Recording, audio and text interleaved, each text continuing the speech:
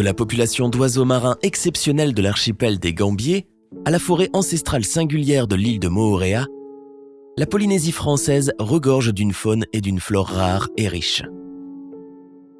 Aujourd'hui, 2/3 des plantes endémiques et la moitié des oiseaux sont menacés d'extinction.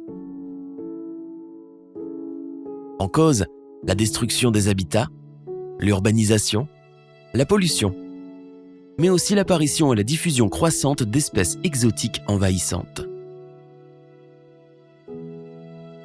Les espèces envahissantes sont dans la majorité des cas des espèces animales ou végétales introduites par l'homme, volontairement ou accidentellement, dans un milieu où elles sont naturellement absentes. Donc après une phase de latence, ces espèces se propagent et deviennent envahissantes.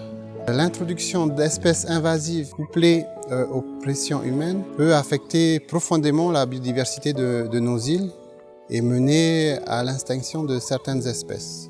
En Polynésie, on compte une 50aine d'espèces envahissantes qui sont classées par le Code de l'environnement. Les plus connues sont le miconia, la petite fourmi de feu et les rats, le rat noir en particulier, qui est une des causes majeures de disparition d'espèces d'oiseaux et de plantes. Ces invasions se sont accentuées avec le développement des transports, des échanges entre la Polynésie et le reste du monde. La baie de Opunou'ou à Moorea abrite l'une des plus belles forêts tropicales de l'archipel de la Société.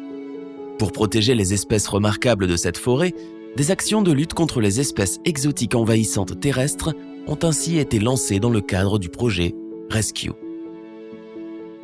Lutter contre les plantes envahissantes, c'est protéger nos ressources en eau, c'est protéger nos sols, parce qu'en effet, on va avoir des racines, un tissu racinaire de nos arbres indigènes qui vont retenir les sols à la saison des pluies. C'est donc évidemment protéger le lagon, parce qu'on n'aura pas de boue dans le lagon dû au ruissellement des terres. Grâce au projet Rescue, on a pu réaliser le contrôle des plantes invasives sur environ 50 hectares sur Moorea, dans le domaine d'Opunou'ou, où nous avons une forêt patrimoniale exceptionnelle, avec des arbres naturels qui ont, pour certains, plus de 700 ans. C'est sûr que pour nous, Moorea Biodiversité, l'essentiel, c'est le miconia. Parce que le miconia, c'est lui qui a le taux de propagation et de colonisation le plus élevé. Mais il ne faut pas oublier de parler du tulipier du Gabon. Quand on le coupe, en plus, il va repousser, même si on a mis du produit pour tuer ses racines. Le falcata, par contre, c'est beaucoup plus simple. Il suffit de l'anneler sur 1 mètre de hauteur, tout autour on lui enlève son écorce et il meurt peu à peu. Les espèces exotiques envahissantes menacent également toute la biodiversité de l'archipel des Gambiers, en particulier les oiseaux marins indigènes et endémiques comme les pétrels, l'océanite à gorge blanche ou le gigis. Le projet Rescue a permis d'agir contre la propagation d'espèces exotiques envahissantes, comme sur l'îlot Manui, avec une opération d'épandage de fourmicides par drone pour limiter la diffusion de la fourmi folle jaune. Également sur l'îlot Kamaka, un programme de lutte contre le rat noir et d'éradication du crapaud buffle a été mis en place. Par ailleurs, un plan de biosécurité sur les îles indemnes de rats et d'autres espèces exotiques envahissantes nuisibles a vu le jour sur les îles de Mangareva, Makaroa et Manui, notamment à travers l'installation de panneaux de sensibilisation.